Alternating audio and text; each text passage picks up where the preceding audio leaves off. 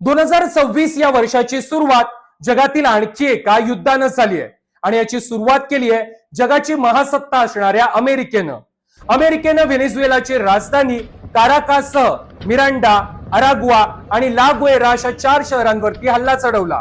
अगदी 7 लष्करी तळांना देखील लक्ष्य केलं. तसंच व्हेनेझुएलाचे राष्ट्राध्यक्ष निकोलस मादुरो आणि त्यांच्या पत्नी सिलिया फ्लोरेस यांना देखील ताब्यात घेतलं.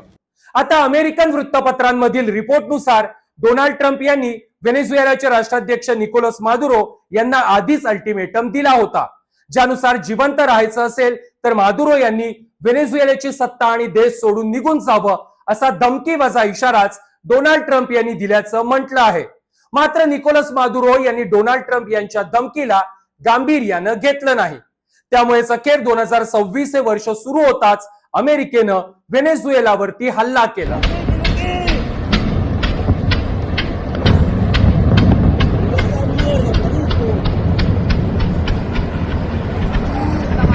आता तुम्ही विचार करत असाल की डोनाल्ड ट्रम्प यांचं व्हेनेझुएला आणि राष्ट्राध्यक्ष निकोलस मादुरो यांच्याशी काय वाकडं होतं? अमेरिकेनं व्हेनेझुएलावरती अचानक हल्ला चढवला की यामागे मोठी प्लॅनिंग होती? व्हेनेझुएला आणि अमेरिकेचे दशकानुदशकांचे संबंध कसे होते? रशिया आणि चीन सोबतच्या मैत्रीचे परिणाम आता व्हेनेझुएलाला भोगावे लागतायत का? आणि सर्वात महत्वाची गोष्ट म्हणजे अमेरिकेने ताब्यात घेतलेल्या राष्ट्राध्यक्ष निकोलस मादुरोंची कहाणी नेमकी काय आहे, हे सर्व आपण या व्हिडिओमध्ये समजून घेणार आहोत. मात्र त्याआधी अशाच इन्फॉर्मेटिव्ह व्हिडिओसाठी माझे चॅनल पटकन सबस्क्राईब करा. व्हेनेझुएला दक्षिण अमेरिका महाद्वीप म्हणजे साऊथ अमेरिका कॉन्टिनेंट मधील एक देश. 3 कोटी लोकसंख्येच्या याच देशाची सीमा 3 देशांच्या सीमेला लागून आहे. यामध्ये कोलंबिया, ब्राझील आणि गुयानाचा समावेश आहे. मात्र अमेरिकेसोबत व्हेनेझुएलाची सीमा लागत नसली तरी या दोन्ही देशांमध्ये मागील 26 वर्षांपासून भारत पाकिस्तान सारखाच संघर्ष पाहायला मिळतो. आता संघर्ष का आहे हेही समजून घेऊ. 26 वर्षांआधी समाजवादी नेते युगो शावेज हे व्हेनेझुएलाच्या सत्तेवर आरूढ झाले. याच युगो शावेज यांनी सत्तेवर येताच व्हेनेझुएलातील कच्च्या तेलाच्या उद्योगाला सरकारच्या कंट्रोलमध्ये आणलं. आता हेच युगो शावेज व्हेनेझुएलातील अमेरिकेच्या हस्तक्षेपाच्या स्पष्ट विरोधात असल्यानं त्यांनी अमेरिकन कंपन्यांना व्हेनेझुएलातील याच कच्च्या तेलाच्या उद्योगातून बाहेरचा रस्ता दाखवला. त्याच वेळी अमेरिकन अधिकारी आणि अमेरिकन एनजीओंना देखील व्हेनेझुएलातून बाहेर काढलं, ज्यामुळे अमेरिका आणि व्हेनेझुएला यांच्यात संघर्षाची ठिणगी पडली. मात्र परिस्थिती तेव्हाची घडली जेव्हा 2002 मध्ये अमेरिकेनं युगो शावेज यांची सत्ता उलटवून लावण्याचा प्रयत्न केला. मात्र अमेरिकेचा हा प्रयत्न अपयशी ठरला. याच काळामध्ये अमेरिकेसोबतच्या संघर्षामुळे युगो शावेज यांनी रशिया, चीन आणि इराण सोबत मैत्रीचे संबंध प्रस्थापित केले. आता युगो शावेज यांचे रशिया, चीन आणि इराण सोबत संबंध वाढल्यानं दुसरीकडे अमेरिकेनं व्हेनेझुएलाच्या कच्च्या तेलाच्या उद्योगात गुंतवलेला पैसा अडकला. त्याचबरोबर व्हेनेझुएलाकडून अमेरिकेला स्वस्त्यात होणाऱ्या कच्च्या तेलाचा पुरवठाही बंद झाला आणि हाच अमेरिकेच्या विदेश नीतीसाठी सर्वात मोठा धक्का होता. हेच युगो शावेज व्हेनेझुएलाचे राष्ट्राध्यक्ष असेपर्यंत म्हणजे 2013 पर्यंत त्यांनी अमेरिकेसोबतची धोरणं कायम तितकीच कठोर ठेवली. मात्र मार्च 2013 मध्ये युगो शावेज यांचा मृत्यू झाला आणि त्यानंतर त्यांचे राजकीय उत्तराधिकारी बनले निकोलस मादुरो. आता या निकोलस मादुरो यांची कहाणी देखील तितकीच इंटरेस्टिंग आहे. मादुरो यांनी बस ड्रायव्हर म्हणून आपल्या करिअरची सुरुवात केली होती. नोकरीमध्ये असतानाच त्यांनी ट्रेड युनियन मध्ये सहभाग घेणं सुरू केलं होतं. 1990च्या दशकामध्ये निकोलस मादुरो हे युगो शावेज यांच्या आंदोलनामध्ये सहभागी झाले आणि त्यांच्या राजकीय वाटचालीची सुरुवात झाली.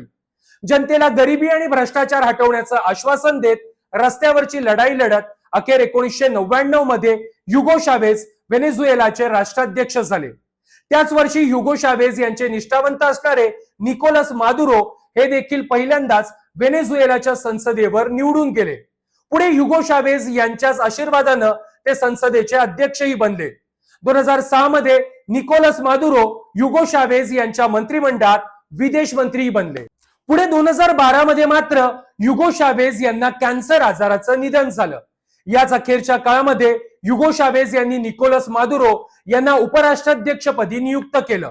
अखेर 2013 मध्ये युगो शावेज यांचा मृत्यू झाला आणि त्यानंतर झालेल्या निवडणुकीत निकोलस मादुरो व्हेनेझुएलाचे नवे राष्ट्राध्यक्ष बनले.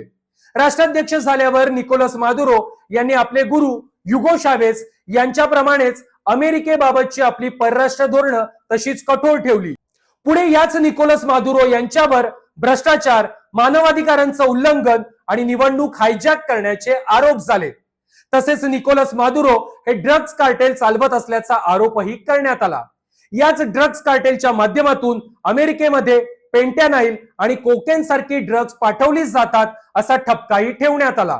म्हणजे कच्च्या तेलापासून सुरू झालेला अमेरिका आणि व्हेनेझुएलातील संघर्ष आता ड्रग्ज कार्टेल पर्यंत येऊन थांबला होता. या सर्व गोष्टींचा आधार घेत 2017 मध्ये अमेरिकेनं व्हेनेझुएलावरती अनेक निर्बंध लादले. पुढे 2025 मध्ये अमेरिकेनं निकोलस मादुरो यांना नार्को टेररिस्ट घोषित करून त्यांना पकडण्यासाठी बक्षीसही जाहीर केलं. आणि अखेर 3 जानेवारी 2026 ला व्हेनेझुएलावरती हल्ला करून अमेरिकेनं राष्ट्राध्यक्ष निकोलस मादुरो यांना ताब्यात घेतलं. आता डोनाल्ड ट्रम्प यांनी व्हेनेझुएलावरती हल्ला करण्याचा आदेश का दिला, यामुळे अमेरिकेचा काय फायदा होणार आहे तेही समजून घेऊ. व्हेनेझुएलावरती हल्ला करण्यामागे डोनाल्ड ट्रम्प यांचे 3 उद्देश होते.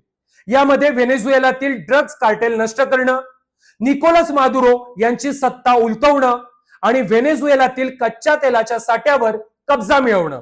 यातील ड्रग्ज कार्टेल नष्ट करण्याच्या उद्दिष्टाची सुरुवात डोनाल्ड ट्रम्प यांनी ऑगस्ट 2025 मध्येच केली होती. ट्रम्प यांनी लॅटिन अमेरिकेतील ड्रग्ज कार्टेल विरुद्ध लष्करी कारवाईला अधिकृत करण्याच्या आदेशावर ऑगस्ट 2025 मध्ये स्वाक्षरी केली. या आदेशानंतर अमेरिकेनं आतापर्यंत 35 प्राणघातक हल्ले करून ड्रग्जची वाहतूक करणाऱ्या बोटींना उद्ध्वस्त केलंय. तसेच 13 नोव्हेंबर 2025 रोजी अमेरिकन युद्धनौकांनी व्हेनेझुएलाला वेढा देखील घातला होता आणि सुमारे 15,000 सैनिक तैनातही केले होते. आता तर नार्को टेररिस्ट घोषित करून निकोलस मादुरो यांना ताब्यात घेतल्यानं व्हेनेझुएलामध्ये सत्तांतर घडवून आणण्याचं डोनाल्ड ट्रम्प यांचं दुसरं उद्दिष्ट देखील पूर्णत्वास जाताना दिसतंय. आता राहिला मुद्दा व्हेनेझुएलातील कच्च्या तेलाच्या साठ्यांवरती कब्जा करण्याचा. तर 2026 पर्यंत व्हेनेझुएलाकडे अंदाजे 303 अब्ज बॅरल कच्च्या तेलाचा साठा आहे. हे तेल आंतरराष्ट्रीय बाजारामध्ये सुमारे 60 पैसे प्रति लिटर म्हणजे पाण्यापेक्षाही स्वस्त विकलं जातंय. सध्या चीन व्हेनेझुएलाच्या तेलाचा सर्वात मोठा खरेदीदार आहे. व्हेनेझुएलाच्या तेलामध्ये चीनचा वाटा सुमारे 70 ते 90% आहे. मात्र आता निकोलस मादुरो यांना ताब्यात घेतल्यामुळे व्हेनेझुएलातील सत्तापालट डोनाल्ड ट्रम्प यांच्या नियोजनाप्रमाणे पूर्ण झाल्यास अमेरिका देखील व्हेनेझुएलामधील लाखो बॅरल कच्चं तेल आयात करू शकतं. यामुळे अमेरिकेचा तेलावरील खर्च कमी होईल आणि चीनचा व्हेनेझुएलातील प्रभावही कमी होईल. त्याचवेळी व्हेनेझुएलातील सत्तापालटामुळे चीननं व्हेनेझुएलाला दिलेली लाखो डॉलर्सची कर्ज आणि चीनची व्हेनेझुएलातील गुंतवणूक अडकून पडेल. दुसरीकडे रशियाकडून व्हेनेझुएलाला होणारा शस्त्र पुरवठा तसेच इराणकडून व्हेनेझुएलाला मिळणारी तेल रिफायनरीच्या विकासातील मदतही थांबेल आणि व्हेनेझुएलावरती अमेरिकेचं नियंत्रण येईल. आता व्हिडिओतील शेवटचा मुद्दा म्हणजे निकोलस मादुरो यांचं सरकार उलथवल्यानंतर व्हेनेझुएलामध्ये सत्ता कोण सांभाळेल आणि मादुरो यांच्यासोबत डोनाल्ड ट्रम्प नेमके काय करतील. तर 2025च्या शांती नोबेल पुरस्कार विजेत्या मारिया मचाडो यांचे डोनाल्ड ट्रम्प आणि अमेरिकन नेत्यांशी चांगले संबंध आहेत. याच मारिया मचाडो यांच्या सुमाते नावाच्या संस्थेला अगदी जॉर्ज बुश अमेरिकेचे राष्ट्राध्यक्ष असल्यापासून ते डोनाल्ड ट्रम्प यांच्यापर्यंत सगळ्याच अमेरिकन सरकारच्या काळामध्ये मोठी फंडिंग मिळत होती. तसेच याच मारिया मचाडो यांनी निकोलस मादुरो यांच्या ड्रग्ज कार्टेल विरोधातही अमेरिकेच्या इशाऱ्यावर लढा दिला होता. त्यात आता तर डोनाल्ड ट्रम्प यांनी निकोलस मादुरो यांना नार्को टेररिस्ट म्हणून सूचीबद्ध केल्यानं त्यांच्यावर अमेरिकेत खटला चालून दीर्घकाळ तुरुंगवासाची शिक्षा देण्याच्या हालचाली पुढील काही दिवसांमध्ये पाहायला मिळतील. त्यामुळे व्हेनेझुएलासाठी निकोलस मादुरो यांचा चॅप्टर संपलाय. आता नवा अध्याय सुरू होईल तो मारिया मचाडो यांचा.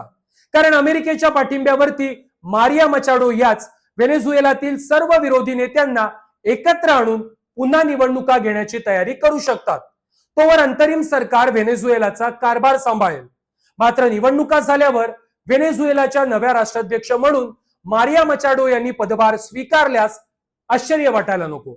आता व्हिडिओ तुम्हाला कसा वाटला कमेंट बॉक्समध्ये नक्की कळवा. आवडला असेल तर लाईक करा, शेअर करा आणि अशाच इन्फॉर्मेटिव्ह व्हिडिओसाठी माझं हे चॅनल सबस्क्राईब करा.